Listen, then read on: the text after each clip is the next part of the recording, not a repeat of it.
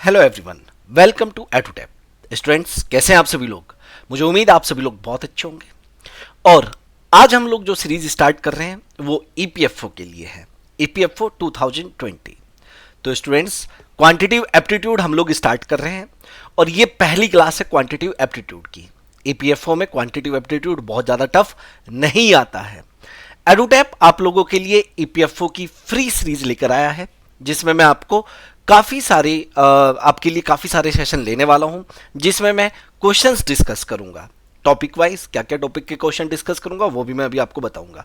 2017 का पेपर हम लोग डिस्कस करने वाले हैं और ये हमारा पार्ट 1 है।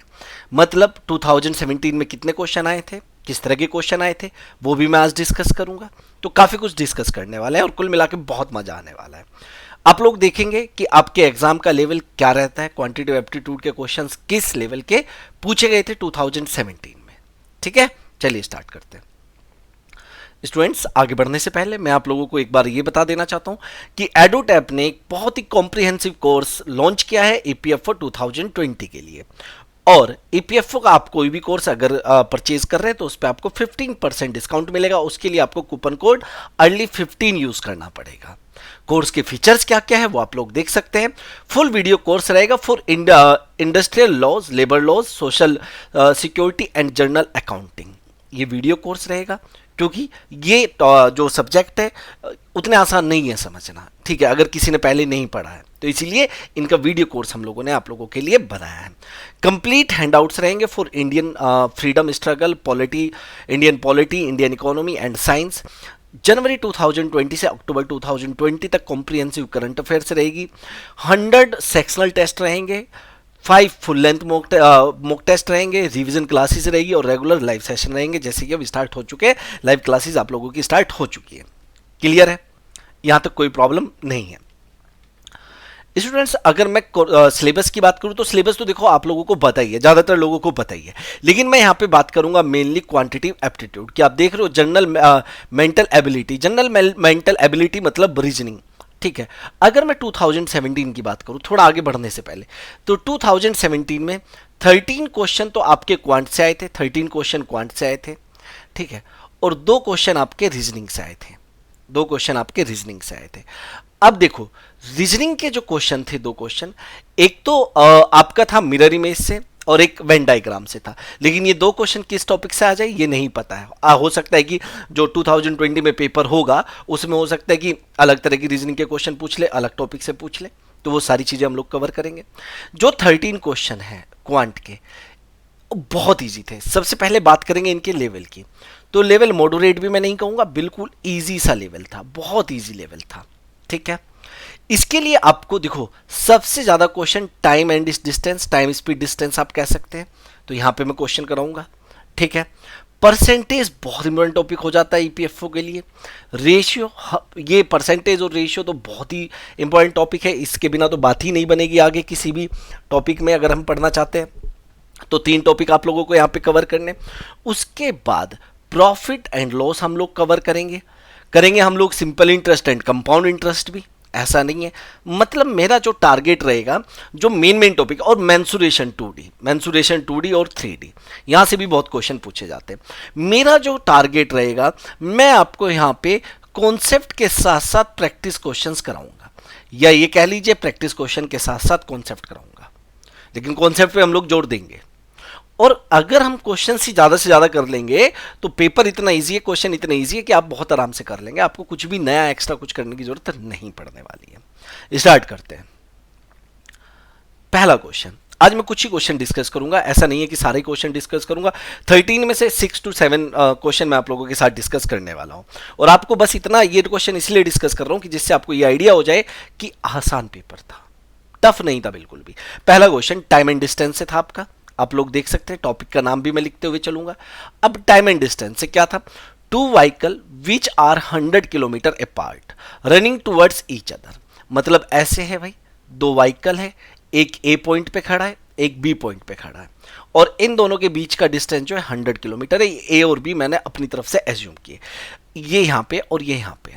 अब क्या कह रहा है, रनिंग टुवर्ड्स ईच अदर, एक दूसरे की तरफ चल रहे हैं। और अब भी अगर आपको याद हो जिन्होंने जो रेगुलर देख रहे होंगे, पूरा टाइम स्पीड एंड डिस्टेंस मैंने आप लोगों को कराया। और जिन्होंने वो सारे लेक्चर देखे, जिस स्टूडेंट्स ने वो सारे लेक्चर देखे, उसके लिए ये क्वेश्चन बहुत ही आसान है, बहुत ज्यादा इजी है उसके लिए।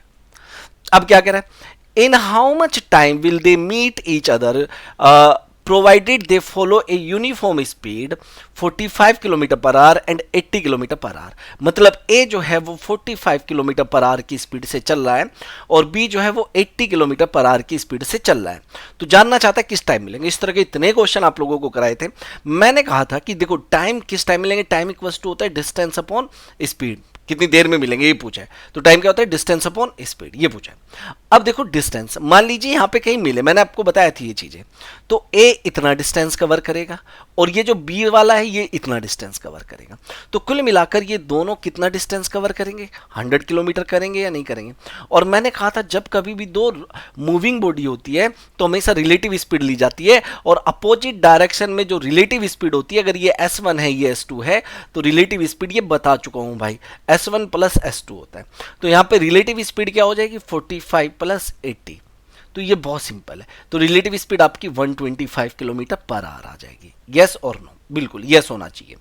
तो अब मुझे लगाना है यहाँ पे क्या, distance equals to time equals to distance upon speed. तो डिस्टेंस आपकी 100 आ गई भाई, ये 100, और स्पीड आपकी कितनी आ गई 125। 25 से कट करो तो कितना आ गया 4/5 आवर्स, क्योंकि यहाँ पे आवर्स किलोमीटर पर आवर में बात हो रही है तो आंसर आवर्स में आएगा। लेकिन आप ऑप्शन देखिए, ऑप्शन आपको मिनट्स में दिए गए हैं, तो आप इसे मिनट में चेंज करोगे। और ये आपको पता है कि अगर आवर से आपने मिनट में चेंज करना है तो आपको क्या करना है, क्या करना है भाई बताइए, इंटू 60 कर देना है, क्योंकि 1 आवर में 60 मिनट होते हैं। तो 4/5 को अगर आप मिनट में चेंज करना चाहते हैं तो इंटू 60 करिए, ये 12 टाइम गया, 12 इंटू 4 कितना हो गया 48 मिनट। तो बहुत सिंपल सा क्वेश्चन था, टफ नहीं था बिल्कुल भी। और जिन्होंने मेरे सारे लेक्चर देखे टाइम एंड डिस्टेंस के, उनके लिए तो इसका लेवल ही कुछ नहीं था, है कि नहीं, क्लियर हो रहा है, गुड। आगे चलते हैं स्टूडेंट्स, ये आप इसे कह सकते हैं प्रॉफिट एंड लॉस का क्वेश्चन है, लेकिन टोटल परसेंटेज यूज हो रहा है, परसेंटेज, ये प्रॉफिट एंड लॉस भी नहीं कहेंगे। कह रहा है the price of an article is increase by 20%। बस क्वेश्चन को ध्यान से पढ़ना है, जितने ध्यान से आप क्वेश्चन को पढ़ोगे उतना जल्दी आप क्वेश्चन सॉल्व कर सकते हो। Further there is a tax of 5% on the increment if the article cost ₹1331 to the customer, then what was the price of the article before the increase in price, before the increase in price। Question ध्यान से पढ़ो, बहुत ध्यान से। एक बात सुनो, increase होने से पहले मैं मान लेता हूं कि प्राइस 100 है, क्योंकि जब भी बात परसेंटेज की होती है तो हम 100 एज्यूम करके चलते हैं। अब जो प्राइस है वो 20% इंक्रीज हुआ, प्राइस 20% इंक्रीज हुआ तो प्राइस कितना हो गया 120। इंक्रीज कितना हुआ यहां पे, अगर इंक्रीज की बात करें तो इंक्रीज हुआ 20, और 20 इंक्रीज हुआ तभी तो ये 120 हो गया या नहीं हो गया भाई। 100 का 20% 20 होता है, ये बात हमारी पहले हो चुकी है, ये मैं बता चुका हूं, बिल्कुल बेसिक सी बात है। अब ये कह रहा है कि further there is a tax of 5% on the increment, जितना इंक्रीज हुआ है उस पे 5% का टैक्स भी है। तो इंक्रीज कितना हुआ है 20 पे 5% का टैक्स भी है। अब 20 का 5% कितना होता है 1, 20 का 5% कितना होता है 1। भाई परसेंटेज की फ्रैक्शन वैल्यू आपको पता है कि 5% कितना होता है फ्रैक्शन 120 और 1/20। तो 20 का 1/20 कितना होता है 1 होता है, नहीं होता है। तो 1 का इंक्रीमेंट लगा, 1 का इंक्रीमेंट लगा, तो यहां पे मैं कह देता हूं 1 का इंक्रीमेंट। तो फाइनली अब क्या कह रहा है, इफ द आर्टिकल कॉस्ट रुपी इतना टू द कस्टमर, वैल्यू दी गई है 1331, तो कस्टमर ने यहां पे कितना पे किया 1331। कस्टमर मेरे अकॉर्डिंग कितना पे कर रहा है 121, मेरे अकॉर्डिंग भाई 1 रुपया का टैक्स लगा। भाई देखो 120 रुपया तो बेच रहा था, लेकिन 1 रुपये का टैक्स लगा तो 121 में बेचेगा या नहीं बेचेगा। अब 121 तो मेरे अकॉर्डिंग है, लेकिन क्वेश्चन के अकॉर्डिंग ये कह रहा है 1331, तो 1 की वैल्यू कितनी हो जाएगी, 1 की वैल्यू हो जाएगी 1331 अपॉन 121। अगर देखो कैलकुलेशन नहीं अच्छी है, ये तो पता है ना 11 का क्यूब होता है, मतलब 11 इंटू 11 इंटू 11 लिख सकता हूँ, और ये 121 11 का स्क्वायर होता है, मतलब 11 इंटू 11, तो 2 11 से 2 11 कट हो गए, मतलब 1 पार्ट की वैल्यू आपकी कितनी आ गई 11 आ गई। लेकिन अब ये कह रहा है कि price before increment, before increment कितना था 100 था या नहीं था। तो 1 पार्ट की वैल्यू अगर 11 है तो 100 के लिए दोनों तरफ 2 2 जीरो चिपका दो, ये आ गए 100, 1100 rupees is the right answer. ये रहा सी ऑप्शन। क्लियर हुआ या नहीं हुआ? कोई डाउट? तो मुझे नहीं लग रहा कि कोई भी डाउट रहा होगा इसमें, क्योंकि सिंपल सी बात थी और आप लोगों ने अच्छे से ये समझ लिया। नेक्स्ट, ये बहुत बहुत ज्यादा सिंपल क्वेश्चन है। क्या कह रहा है? एक cricket ball is purchased at 20% discount if the selling price of the bat is 1000, what was the original price of the bat. Original price से मतलब क्या है यहाँ पे?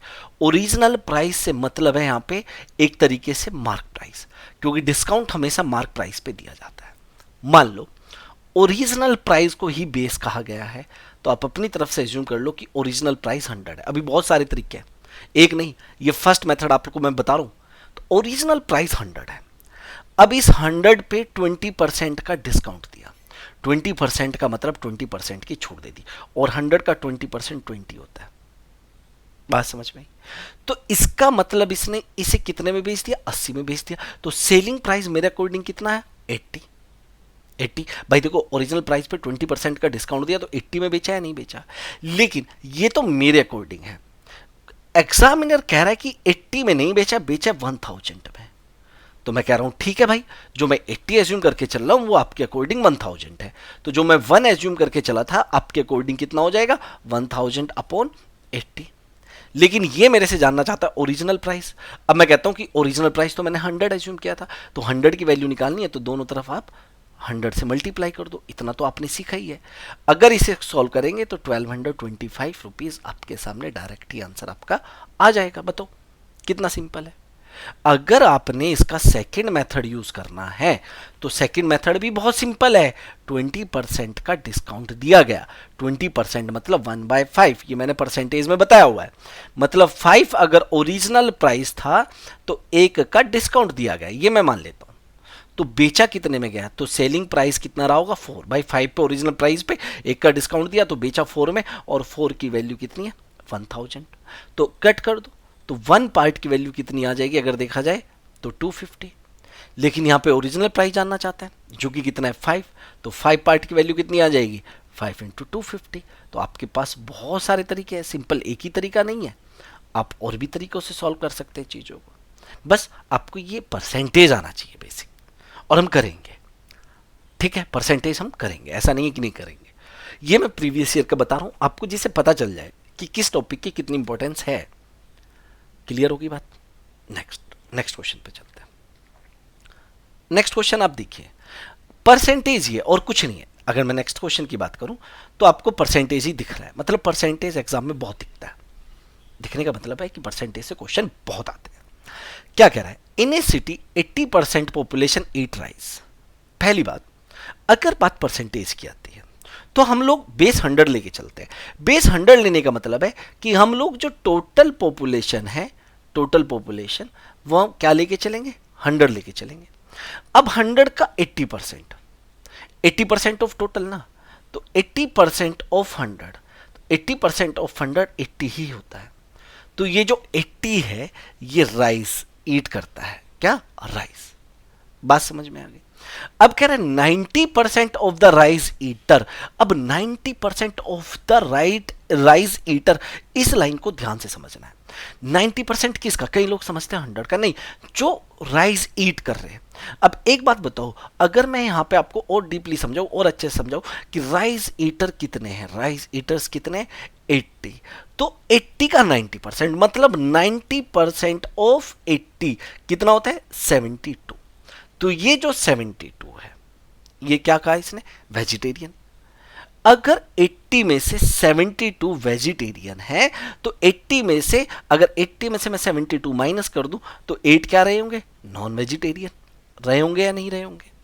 तो then what percent of population are vegetarian? Rice eater. अच्छा, ये non vegetarian है, सॉरी, यहां पे क्या लिखा हुआ है? नॉन। तो ये नॉन वेजिटेरियन है, तो ये नॉन वेजिटेरियन है, तो ये वेजिटेरियन नहीं होंगे। अब उसने ये पूछा है कि भाई वेजिटेरियन टोटल का कितना है? तो वेजिटेरियन 8 है, किसका? टोटल का। टोटल कितना था? 100। और 100 का 8 कितना होता है? 8% ही होता है। भाई अगर 100 में से आपका 20 आ रहा है तो आप कहोगे कि 20%। 100 में से 50 आ रहा है तो 50%, 100 में से 8 आ रहा है तो 8%, क्योंकि हम लोग कैसे निकालते हैं परसेंटेज में कि हमें 8 निकालना है, 8 इज व्हाट परसेंट ऑफ 100, ऐसे निकालते हैं। तो कितना आ जाएगा, 8% ही आ जाएगा और ये इसका आंसर होगा। खत्म। बताओ समझ में आई बात या नहीं? सिंपल, बहुत सिंपल। अभी तक जितने भी क्वेश्चन आए उनका सबका लेवल बहुत इजी था, मॉडरेट भी नहीं था। क्लियर हो गई बात? अब ये देखो क्वेश्चन, कहने में आपको लगेगा बहुत बड़ा क्वेश्चन है और सर आप कह रहे हो कि क्वेश्चन तो इजी आते हैं लेकिन ये तो बहुत टफ लग रहा है। अरे ये बहुत इजी है। फिर से आपको क्वेश्चन किसका है? Time, speed and distance. तो समझ लेना टाइम, स्पीड, डिस्टेंस कितना इंपॉर्टेंट है। Two vehicle A and B travel with uniform speed 30 kilometre per hour and 60 kilometre per hour respectively in the same direction. They start at the same time, ठीक है जी, and from the same place, ठीक है जी, for a distance of 120 kilometre, बिल्कुल सही। The faster vehicle B reaches the destination and travels back with the same speed. Final destination पे पहुंचा और वापस हो गया। Assume that the loss of time to change the direction is negligible, ठीक है। If x is the distance travel by the slower vehicle A before two vehicle cross each other then x. कितना simple question, बहुत सिंपल। इस question को solve करने के देखो बहुत मेथड हो सकते हैं, लेकिन मैं आपको बहुत सिंपल सी अप्रोच बताना चाहता हूं कि भाई ये दो पॉइंट है, मैं मान लेता हूं, ठीक है। अब यहाँ पे ये पॉइंट x है, और x नहीं मानूंगा इसे मैं कुछ और मानूंगा। a और b भी नहीं मान सकते, c और d मान लेते हैं। ये पॉइंट c है और ये पॉइंट d है, ठीक है, ये पॉइंट d है। क्लियर हो गई बात? इनके बीच का जो डिस्टेंस है वो 120 किलोमीटर है, ये भी दिया गया है। अब जो a है वो चलता है 30 किलोमीटर पर की स्पीड से, पर आवर की स्पीड से, और b चलता है 60 किलोमीटर पर आवर की स्पीड से। 30 किलोमीटर पर आवर की स्पीड से और 60 किलोमीटर पर आवर की स्पीड से। इसमें तो कोई दिक्कत नहीं है। अब ध्यान से सुनना, मैं कलर चेंज करके बताता हूं। अब दोनों ने सेम टाइम पे चलना स्टार्ट किया। किस पॉइंट से? सी पॉइंट से, इस पॉइंट से। अब बी तेज चला हुआ है, क्वेश्चन की पूरी लैंग्वेज बता रहा हूं। तो बी तेज चल रहा है, तो बी क्या कर रहा है कि बी यहां डी पे पहले पहुंच रहा है और डी से एकदम वापस हो जाता है, ठीक है, वापस हो जाता है, और यहां कहीं इस पे मिलता है, किससे? ए से, इस पॉइंट ई पे। मतलब क्या हुआ? अब ध्यान से देखो कि B इस पॉइंट C से D पे गया और वापस E पे आया। इतनी देर में A सिर्फ यहां तक पहुंच पाया, इस पॉइंट से इस पॉइंट तक। बात समझ में आई? A सिर्फ यहां तक पहुंच पाया। तो क्वेश्चन क्या है, अभी ध्यान से समझना फिर से। जितने टाइम में, देखो जितने टाइम में B और A दोनों साथ में चले, अब B तो यहां से यहां पहुंचा और फिर वापस यहां पे आया, और मान लो कि ये दोनों, अब मान लो ध्यान से सुनना, मान लो दोनों 10 बजे चले थे, 11 बजे यहां पे मिले। इसका मतलब क्या हुआ कि जो बी है वो 1 घंटे में ऐसे गया और वापस यहां पे आया, और उसी 1 घंटे में ए सिर्फ यहां से यहां जा पाया। बात समझ में आ रही है नहीं आ रही? तो टाइम, जितना टाइम ए ने ट्रेवल किया उतना ही टाइम बी ने ट्रेवल किया। ये तो बात समझ में आ रही है नहीं आ रही है? अब ये कह रहा है कि ए ने एक्स डिस्टेंस ट्रेवल किया, ए ने एक्स। अगर ये x है और पूरा 120 है तो ये वाली डिस्टेंस कितनी रही होगी? 120 माइनस एक्स। तो अब एक बात सुनो, अगर a की डिस्टेंस मैं यहां पे लिख रहा हूं, a की डिस्टेंस, a ने कितना डिस्टेंस कवर किया? x kilometre. और b ने कितना डिस्टेंस कवर किया भाई? b 120 किलोमीटर तो गया और वापस कितना आया? 120 माइनस एक्स किलोमीटर। बात समझ में आ रही है नहीं भाई? 120 किलोमीटर तो यहां से यहां गया ना ऐसे, और फिर वापस भी तो आया 120 माइनस एक्स। तो टोटल जो डिस्टेंस बी ने कवर की वो है 240 माइनस एक्स किलोमीटर। क्लियर हो गई बात? कोई दिक्कत इसमें? और ये आपको पता है कि टाइम इक्वल्स टू क्या होता है? Distance upon speed. तो यहां पे भी डिस्टेंस अपॉन स्पीड। अब ए की डिस्टेंस है x और स्पीड है 30। अगर b की डिस्टेंस की बात करें तो b की डिस्टेंस है 240 माइनस एक्स और स्पीड कितनी है? 60।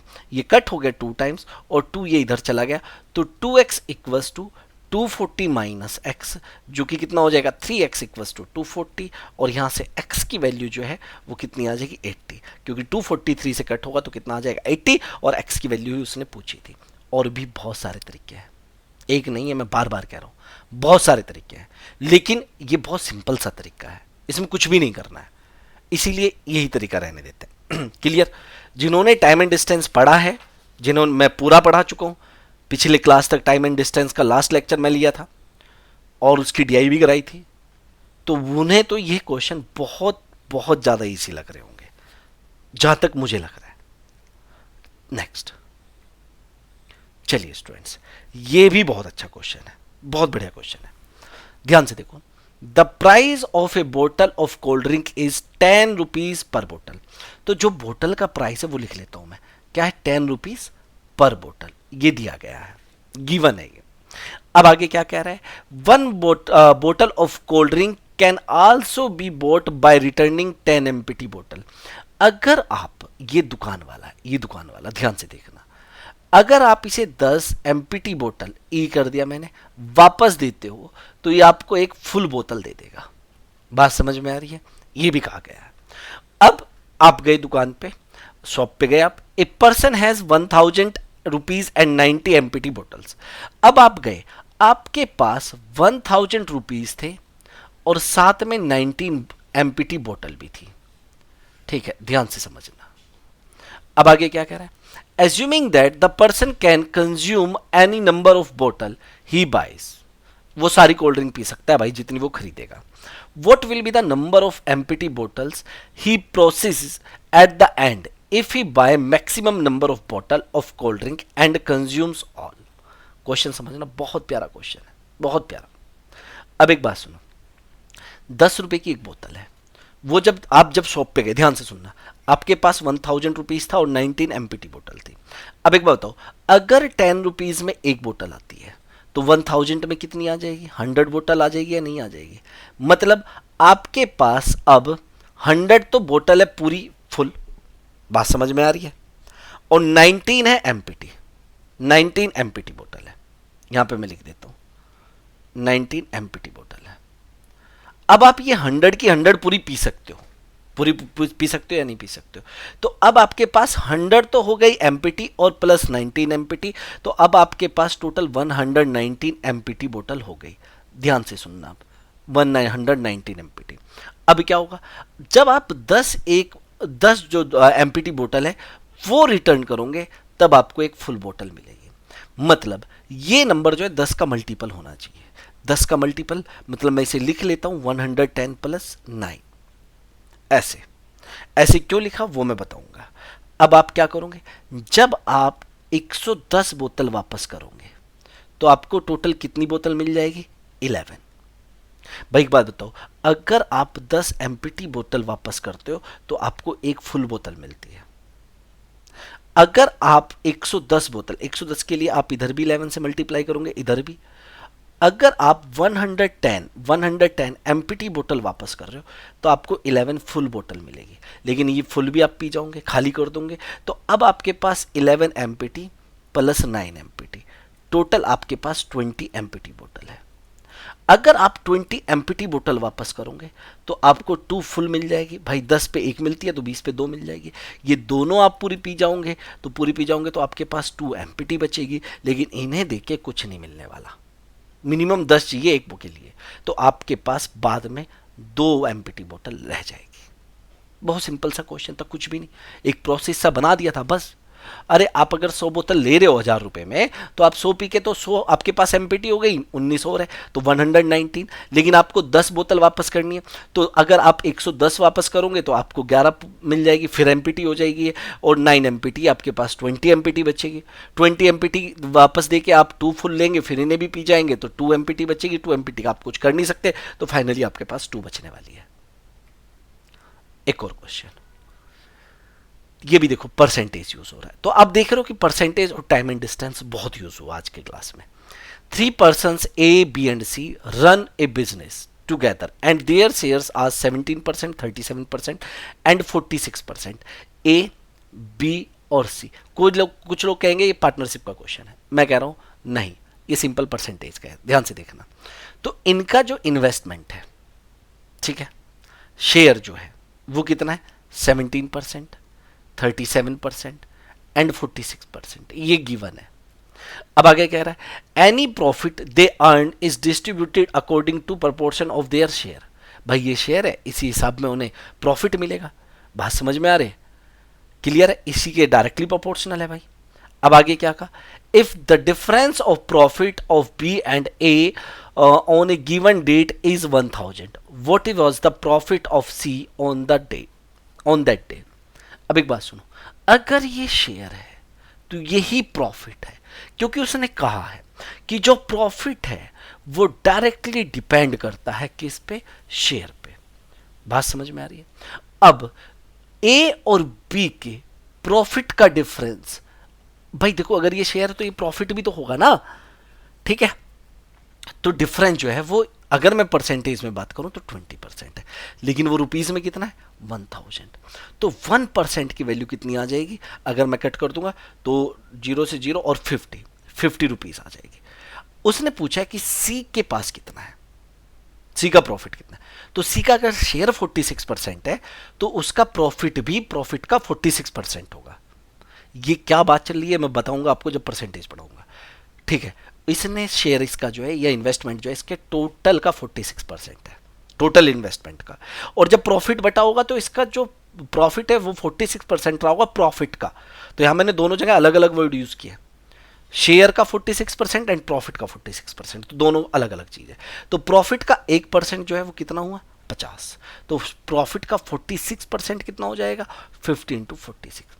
तो बहुत सिंपल सी बात है, कितना आ गया, 2300। क्लियर हो गया बात? बहुत आसान सा क्वेश्चन था, फर्स्ट ऑप्शन है। तो ये था स्टूडेंट्स आज की क्लास। आपको इतना तो पता चल गया होगा कि लेवल क्या है, पता चल गया या नहीं? मुझे कमेंट करके जरूर बताएं भाई, रिक्वेस्ट है आपसे, ठीक है? कि ईपीएफओ की क्लास में आगे इस तरीके से चलाता रहूंगा। फेस 1 वाले परेशान नहीं होना भाई, टेंशन नहीं लेना। थोड़े टाइम के लिए मैंने सेबी और आरबीआई इन सब की क्लासेस रोकी है, मैंने बताया था प्लान, लेकिन थोड़ी सी इमरजेंसी आ गई, मुझे रोकनी पड़ी है। लेकिन बहुत जल्दी मैं वो क्लासेस स्टार्ट करूंगा, बहुत जल्दी स्टार्ट करने वाला हूं, ठीक है? जिस मैंने आपसे वादा किया था कि मैं आप लोगों को परसेंटेज कराऊंगा, मैं आप लोगों को प्रॉफिट एंड लॉस कराऊंगा, और वो मैं कराऊंगा, वो पक्का है। एक बार ये कोरोना वाला सिस्टम खत्म हो जाएगा तो वो मैं कराऊंगा, चाहे मैं रात को क्लास लूं या मैं सुबह जल्दी क्लास लूं। क्लियर है? तो उम्मीद है आपको आज का लेक्चर बहुत अच्छा लगा होगा। थैंक यू सो मच, मिलते हैं नेक्स्ट क्लास में। खुश रहिए, ख्याल रखिए अपना।